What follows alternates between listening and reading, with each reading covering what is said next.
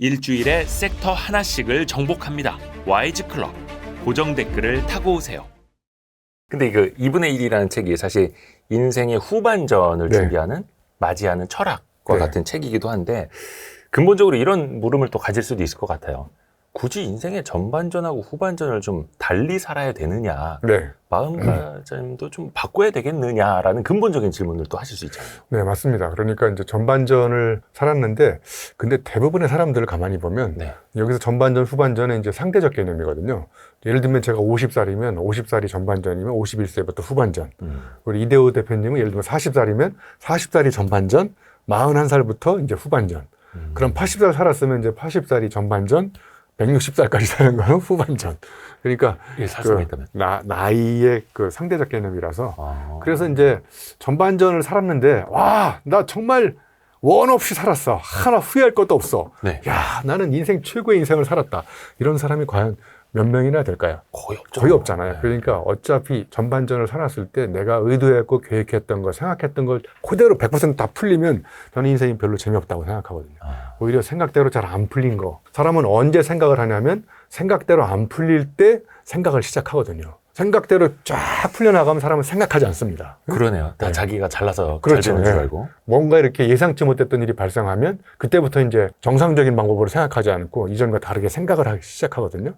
그러니까 제가 보기에 전반전을 정말 아무 후회 없이 아무 미련 없이 정말 잘 살았다. 이런 사람보다는 내가 이제까지 이렇게 살았는데 조금 후회되는 면도 없지 않았고 전반전에 내가 조금 이렇게 했으면 좋았을 텐데 라는 아쉬움도 남겠고 그래서 이제 무조건 바꾸라는 다르게 살으라는 게 아니라 전반전과 후반전을 이렇게 상대적으로 나눴을 때 전반전에 행복했으면 좀 더 다른 각도로 행복한 삶을 사는 거는 나름대로 이렇게 해볼 만한 일이잖아요. 그죠? 그렇죠. 네, 전반전에 이렇게 했으면 후반전 이렇게 해가지고 또 색다른 깨우침을 얻기도 해보고 전반전에는 예를 들면 내가 안나푸르나 히말라야 갔다 왔으면 예. 거기 또 가는 것도 방법이지만 다른 데를 한번 가보고 예?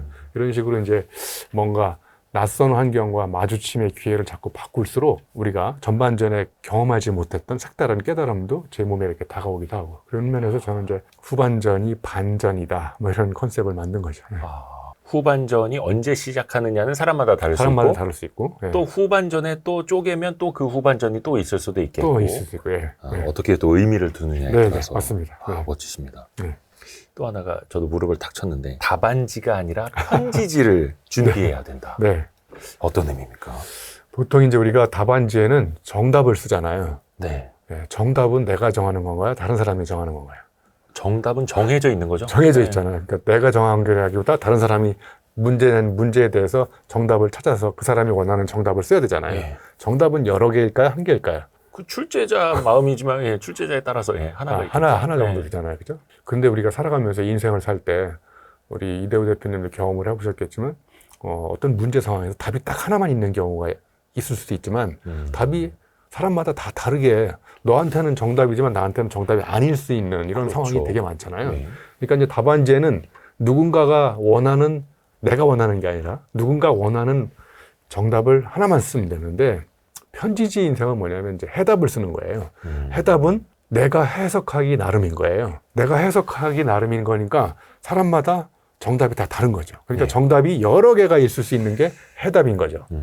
그럼 답안지에는 정답 하나만 쓰면 되지만 이제 후반전으로 갈수록 내가 해석하기 나름 주어진 상황을 사람의 경험과 가치관에 따라서 어떻게 해석하는지에 따라서 거기서 내가 정답을 찾아낼 수도 있고 그 정답이 아니라 다른 정답이 또 여기서는 정답이 될 수도 있고 그러니까 이런 가능성이 어떤 다양하게 열려있는 이런 해답을 쓰는 게 저는 편지지라고 생각해요. 그래서 물론 이제 후반전에도 여전히 정답을 찾아서 답안지에 쓸 수 있는 시간도 기회도 있어야 되겠지만 이제 후반전으로 갈수록 내가 세상을 해석하고 내가 세상을 바라본 주관적인 관점을 나의 생각으로 나의 의견으로 나의 언어로 자꾸 이렇게 써보는 그래서 편지지 잘 쓰면 우리 남자친구, 여자친구도 잘 얻을 수 있는 것처럼 편지지에다가 자기만의 주관적인 해석이 담겨있는 아니 연애 편지 쓸 때 어디서 AI한테 시켜가지고 냈는데 비슷하면 그 상대방이 감동을 안 받잖아요. 그렇죠, 그렇죠. 그러니까 나만이 쓸 수 있는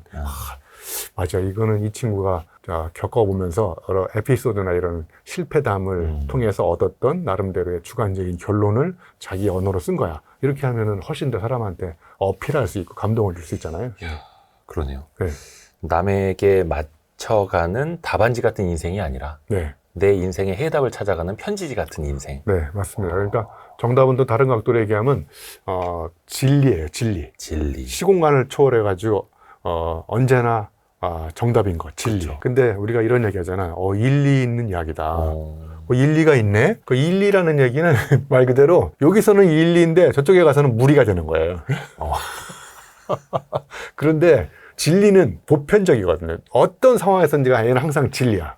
정답도 마찬가지잖아요. 근데 해답도 상황에 따라서 정답이 될 수 아닐 수 있으니까 여기서는 일리가 있는데 일리 있는 이야기인데 또 다른 상황에 가서는 일리가 안 통할 수가 있어요. 상황에 따라서 맥락에 네, 따라서. 네, 그죠? 그렇죠. 네. 그러니까 우리는 이런 나이가 들수록 일리를 자꾸 일리 있는 이야기를 자꾸 찾아가는 게 저는 행복한 삶을 사는 또 비결이라고 생각합니다. 진리와 일리와 무리. 이게 사실 그 래퍼들이 되게 좋아하는 운율인데 혹시 교수님 혹시 랩 가사 이런 거 쓰셔도 되게 잘 쓰실 것 같은데. 네, 예전에 한번 쓴 적은 있고요. 근데 사람들이 자꾸 물어봐요. 래퍼를 하라고. 네. 잘하실 것 같은데. 어디 출연하라고 하는 사람도 있고. 쇼미더머니. 그거 나가시면 대박이겠는데요? 아니, 왜냐면 래퍼들이 정말 중요한 게 속사포 랩 이게 중요한 게 아니라 그 랩 가사 안에 본인의 인생을 얼마나 잘 담아내느냐가 되게 중요하다 하더라고요. 네. 에미넴도 사실 뭐 그렇게 또 성공을 했고. 네. 교수님이 그 쇼미더머니에 나오는 거 한번 보고 싶습니다. 저희도 찾아가겠습니다. 기회가 오겠죠. 뭐. 아니, 근데 사실 교수님 말씀 들어보면 아까 학부모가 진정한 부모가 되는 건 학을 떼야 된다라는 네. 말씀도 그렇고 정말 그 언어의 대향연 같다라는 생각이 듭니다. 네. 언어 유희라고도 표현을 하는데 네. 교수님은 정말 이 언어 유희를 즐기시는 것 같다는 생각이 들거든요. 네, 저는 특별한 이유가 있을까요? 네, 저는 이제 그 밥 먹고 사는 게 말빨과 글빨이잖아요. 예? 그러니까 말하고 글인데 말하고 글의 가장 핵심은 언어잖아요. 네네. 근데 제가 말하는 사람인데 예를 들면 강의를 하는데 예. 사람들이 제 강의를 듣고 이렇게 졸고 있으면 그건 완전 그 상처받죠. 상처받는 거고. 네네네. 그리고 이제 앞으로 어디서 불러주지도 않으면 이제 밥줄이 끊기잖아요. 그러니까 어떻게 사람들한테 똑같은 말인데 의미의 임팩트를 높일까? 전 이게 제일 고민이거든요. 그리고 이렇게 책 제목 정하거나 이게 목차 이런 거 예. 이런 소제목을 잘 짓는 방법도 결국은 언어거든요. 그래서 촌철살인의 언어를 어떻게 조합하고 어떻게 디자인하는지에 따라서 의미의 임팩트가 완전히 달라지거든요. 이제 하나 예를 들면 물건을 훔치면 범인이지만 마음을 훔치면 애인이 된다. 물건을 훔치면 법적으로 처벌을 받지만 네. 마음을 훔치는 거는 처벌 대상이 아니다. 그럼 당신이 해야 될 역할은 뭐냐? 물건을 훔치지 말고 마음을 훔쳐라. 그러면 이게 무슨 말장난이 아니라 와, 그럼 세상을 움직이는 사람은 누구냐? 마음을 훔치는 사람이거든요. 네? 우리 대표님들 예를 들면 기업을 대상으로 하면 기업은 고객의 마음을 훔치는 사람, 그쵸. 마음 사냥꾼. 어. 결국은 세상을 움직이는 사람은 머리를 공략하는 사람이 아니라 예. 의미를 심장에 꽂아가지고 의미심장하게 만드는 사람이거든요. 교수님 저기 연애 편지 대필 작가 하셨어도 성공하셨을 것 같은데. 네, 대필도 몇 번 써줬어요. 인기 정말 많으셨을 것 같습니다. 네. 그 시절에 사실은 이제 편지 편지. 이것도 많이 썼으니까요. 네, 집사람들 편지로 제압을 해가지고. 제압을. 정말 대단하십니다. 물건을 훔치는 사람은 범인이지만 마음을 훔치는 사람은 애인이 된다. 네. 또 뭐 등지면 악연.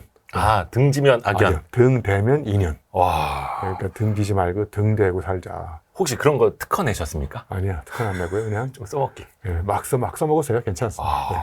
아니 근데 저는 교수님 뭐 영상을 볼 때마다 아까 말씀하신 그 감탄사가 저도 모르게 나오게 되는데 아니 어떻게 저렇게 언어 유희를 자유자재로 펼치실까? 네, 그러니까 혹시 이게 비법인 겁니까? 하루아침에 이루어지는 건 아니고 그렇죠. 의도적으로 언어 공부를 엄청나게 합니다. 그리고 이제 책을 읽으면서 저는 버릇이 좋은 문장 있잖아요. 예. 그걸 저는 개인적으로 인두 같은 문장이라고 하는데 인두처럼 칙 찢어지는 문장 있잖아요. 마음을 지지는 마음을 문장. 찢어지는 문장. 예. 그런 문장들을 이제 메모하는 습관을 들였어요. 종이로 이렇게 계속 메모를 해요. 손으로. A4 용지 타이핑을 하기도 하지만. 예. 하나 예를 들면 제가 좋아하는 이제 미국, 일본의 작가 중에 우찌다 타츠루라는 작가가 있어요. 예. 전방위적 철학자이기도 한데 그분이 이런 말을 했어요. 무지는 뭔가 모르는 거 있잖아. 무지는 나태의 결과가 아니라 근면의 성과라는 거예요. 무지가요? 예.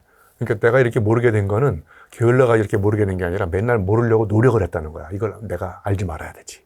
막 노력을 해가지고 이렇게 이제 근면의 성과로 모르게 됐다는 거예요. 저는 이걸 보고 무릎을 딱 치면서 제가 또 표절 전문가잖아요. 이걸 주워다가 이렇게 썼어요. 책을 읽지 않는 습관은 예. 무지의 결과가 책을 읽지 않는 습관은 나태의 산물이 아니라 근면의 성과라는 거예요. 야. 매일 책을 안 읽으려고 노력을 거듭해요. 사람들이 책을 안 읽는 거야. 오늘도 읽지 말아야지. 내일도 읽지 말아야지. 이걸 또 제가 부자의 이론칙 몸에 투자하라 여기다가 운동하지 않는 습관은 나태의 산물이 아니라 근면의 성과다.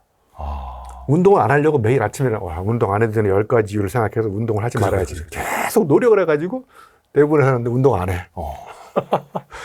정말 놀라운 문장이라는 걸 알게 됐어요. 그러니까 그런 문장을 하나 딱 잡으면 여러 가지 용도로 제 목적에 맞게끔 재가공해서 써먹는 것도 그러니까 문장을 이제 패러프레이즈 한다고 그러잖아요. 바꿔치기 하는 거. 네네네. 바꿔치기만 해도 그 문장력이 굉장히 늘어나거든요. 예. 조금만 일부분만 조금씩 꼬고 바꾸고 해서 네. 문장력을 더 확대시키는. 그리고 이제 우리말의 뉘앙스가 굉장히 미묘한 차이들이 많아요. 우리말이 예를 들면, 참 좋죠. 네. 껍데기와 껍질은 어떤 차이가 있을까요? 저는 옛날에 아나운서 출신이어서 딱딱한 것과 부드러운 것의 차이잖아요. 맞습니다. 속살과 떨어져 있으면 껍데기, 예. 속살과 붙어 있으면 까기가 어려운 거는 껍질. 어. 예. 병마개와 병뚜껑은 어떤 차이가 있을까요? 또 병마개와 병뚜껑? 예. 병뚜껑은 뭔가 위에서 감싸는 네. 것이고 예. 병마개는 안에서부터 막. 맞습니다. 와인 코르크처럼 안으로 들어가 있는 건 마개, 네. 뚜껑은 겉표면만 둘러싸고 있는 거. 이런 거 막 한 방에 맞추면 재미없는데. 이거. 네. 네. 이대호 기자님은 화가 날 때 뚜껑이 열리나요? 마개가 열리나요? 뚜껑이 열리죠? 뚜껑이 열리잖아. 네. 뚜껑은 겉표면만 둘러싸고 있는 거구나. 아. 마개는 안으로 들어가 있는 거구나. 뭐 이런 식으로. 그러니까 우리말에 이런 언어들이 굉장히 많거든요. 미묘한 뉘앙스의 차이가 있는 거. 이런 것들을 이제 의도적으로 계속 저는 공부를 해서 강의할 때 중간에 하나씩 써먹으면 사람들이 이제 무릎을 치는 거죠. 그냥. 대충은 알고 있는데 그런 미묘한 뉘앙스의 차이를 모르고 있잖아요. 그러니까 언어를 적확하게, 정확하게 아니라 제가 언어를 디자인해라 책에다가 적확하게라고 써놨더니 적확? 예. 그 오탈자라고 독자들이 왔는데 사실 정확한 것보다 더 정확한 게 적확이거든요. 관역적자. 또 우리말이 한자어가 많아가지고요. 예. 한자어를 많이 알아야 되거든요. 예. 이게 얼굴이 사색이 된 거는 사색을 하지 않아가지고 얼굴이 사색이 됐다. 동음 이어잖아요. 네네네. 예. 사고 당해야 사고가 바뀐다. 이런 거는 이제 영어로 번역이 불가능한 한자어의 고유한 특성이면서 우리말의 특성이기도 하죠. 그 많은 것들이 또 공부와 독서 또 사색의 산물이기도 하고 또뭐 지난번에 저 이야기 들었습니다만 약간 좀 사고가 나신 것도 있고 그래서 또 사고가 바뀌신 것도 있고 네네. 이 연습을 많이 해야겠네요. 네. 저도 막 열심히 받아 적고 있는데 나중에 보면 이게 제 글씨를 못 알아봐가지고 이렇게 뒤집기도 해보고요. 역경을 뒤집으면 경력이 됩니다. 뭐 이런 거. 네. 그다음에 이제 한자를 갖다 붙여보는 거예요. 몸체자, 어지린자, 지혜지자. 예. 그럼 체인지가 되잖아요. 영어의 체인지하고 발음이 똑같잖아요. 그래서 제가 유영만의 체인지로 특허청에 상표 등록이 돼 있거든요. 우와. 제가 체인지라는 책도 썼고, 그래서 몸을 움직이면 몸체, 네. 인이 이제 가슴으로 다가오는 느낌이거든요. 인이. 네. 그러면 이제 머릿속에 올라가 정리된 결과물이 지혜. 네. 그런 지혜가 세상을 체인지한다. 이런 논리를 만든 거거든요. 교수님 저 간판 만드셨어도 네, 사람들이 자꾸 간판 좀 정해달라, 뭐 회사 이름 좀 정해달라. 무슨 내가 장면가냐고. 내가 지나가다가 뭐 툭 던지는 거냐? 나도 나름 치밀하게 고민해야지. 그죠. 한 방에 나오는 거 아니고. 한 방에 나오지 않죠. 그죠. 저희도 좀 날로 먹으려다가 네. 뭐 하나 좀 부탁드리고 싶은데. 근데 이번 책에서도 이런 비율을 2배로 하라. 네. 라고 말씀을 하셨어요. 맞습니다. 그러니까 비유법만 잘 써도 예. 여러분들이 이제 주로 많이 하는 게 직유법, 은유법이잖아요. 네. 예, 저는 특히 개인적으로는 직유법보다 은유법이 우리의 사유를 더 놀랍게 발전시킨다고 생각해요. 예를 들면 어떤 걸? 예를 들면 이제 뭐 결혼은 양파다. 결혼해 보셨으니까 왜 양파일까요? 까도 뭐가 계속 나온다는 뜻일 텐데. 까도 새로운 게 나오는 게 아니라 까도 눈물이 난다는 거예요. 이렇게 크게 웃으시는 이걸 내가 분이- 왜 했을까? 이걸 내가 왜 했을까? 네. 네.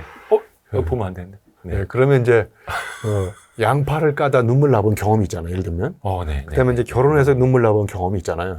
그럼 갑자기 이 두들이 공통점이 연결되면 확 붙어버려. 이게 은유법의 위력이거든요. 그 은유법은 앞에는 반드시 추상명사를 써야 돼요. 추상명사. 결혼, 사랑, 열정, 독서. 뒤에는 반드시 보통명사. 보통명사의 특징은 감각적으로 만질 수 있고 느낄 수 있고 볼 수 있는 거거든요. 네. 응? 예를 들면 하나만 더 해보면 독서는 피클이다. 제가 책을 읽기 전에는 오이였는데 책을 읽고 나서 피클로 바뀌었어요. 그럼 오이가 피클이 될 수 있는데 피클이 오이로 되돌아갈 수 있을까요? 없을까요? 되돌아갈 수 없죠. 없잖아요. 그러니까 책을 읽기 전에는 제가 오이였는데 책을 읽고 나서 되돌아갈 수 없는 다리를 건넌 거예요. 내가 사고가 피클로 바뀌어버렸어요. 성숙해졌다. 네. 그래서 책을 함부로 읽으시면 저처럼 위험한 사람이 됩니다. 책은 위험한 겁니다. 저처럼 책을 많이 읽은 사람은 정신 이상자가 되거든요. 여기 추천하시는 분 죄송하지만 이렇게 정상인 이유는 책을 대충 읽으셔서 이렇게 되신 거예요. 책을 대충 읽으려는 근면의 결과. 네. 네. 책을 제대로 읽으면 오이가 피클로 되는, 이걸 전문 용어로 이제 비가역적 변화라고 해요. 돌아갈 수 없는 비가역적 변화. 근데 그거는 긍정적인 거잖아요. 긍정적인 거죠. 예. 네네.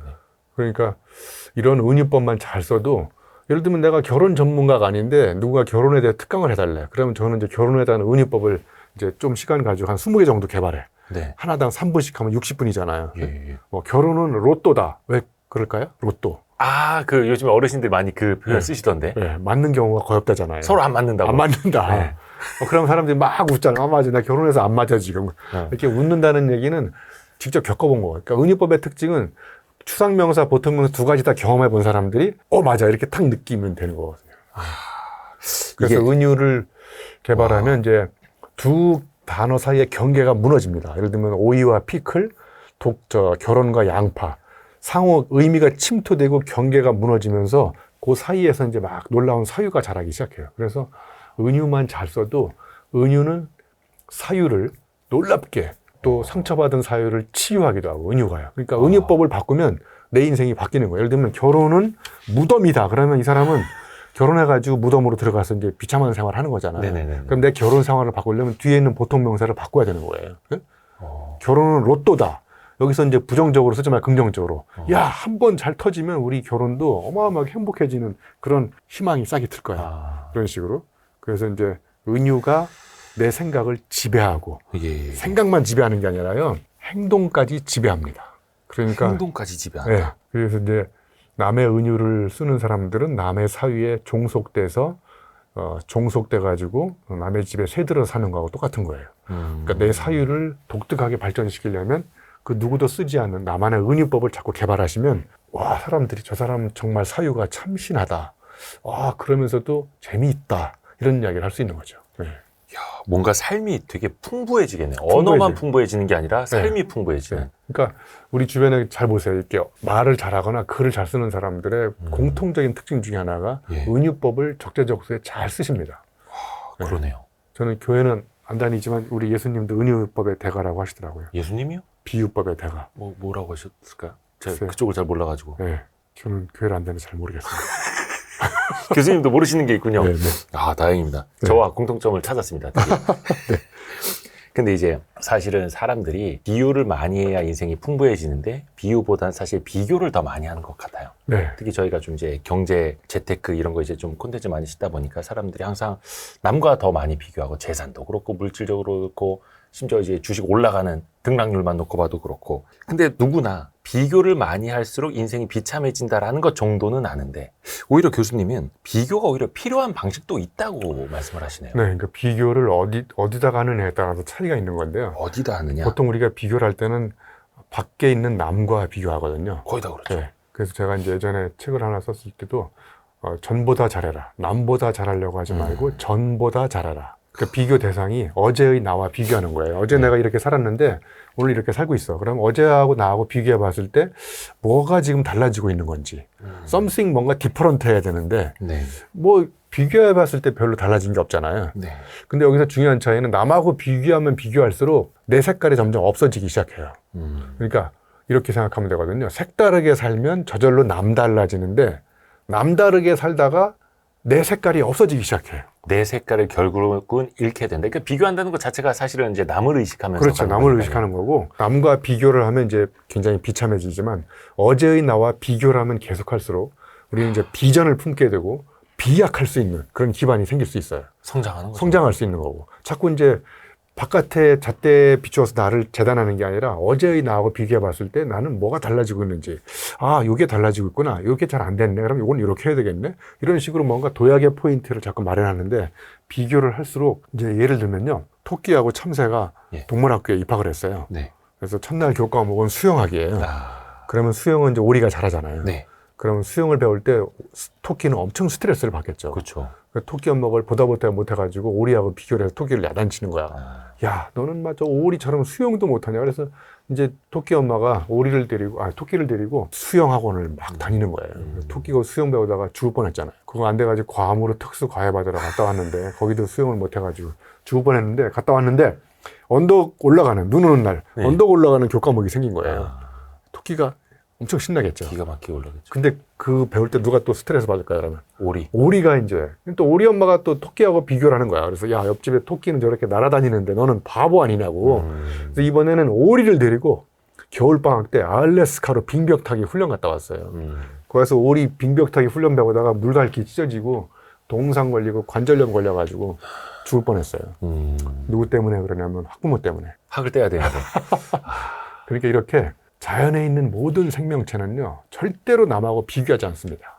오리는 산에 안 올라가고 물에서 살아도 평생 행복한 애하고, 네. 토끼가 왜 물에 들어가? 걔는 물에 들어가 수영할 능력이 불필요한 건데, 사람이 언제 불행해지기 시작하냐면요, 나한테 별 필요가 없는 걸 필요하다고 판단을 해, 남하고 비교해서. 그걸 배우려고 노력하면서 이제 인생이 불행해지기 시작하는 거예요. 토끼는 산에서 뛰어놀아도 평생 행복한 애들을 왜 자꾸 물에다 집어넣으려고 하냐. 걔는 수영할 능력을 안 갖고 있어도 이쪽에서 행복하게 살 수 있는 거죠. 그러니까 태어나서 죽을 때까지 남하고 비교하는 유일한 동물이 있대요. 인간. 그 동물 이름이 인간. 그리고 인간을 제외한 모든 생명체는 절대로 남하고 비교하지 않습니다. 제가 지식생태학적으로 밝혀낸 사실이에요. 그러니까 남보다 잘하려고 노력하기보다 전보다, 어제나 네, 전보다 전에나. 잘하자. 네.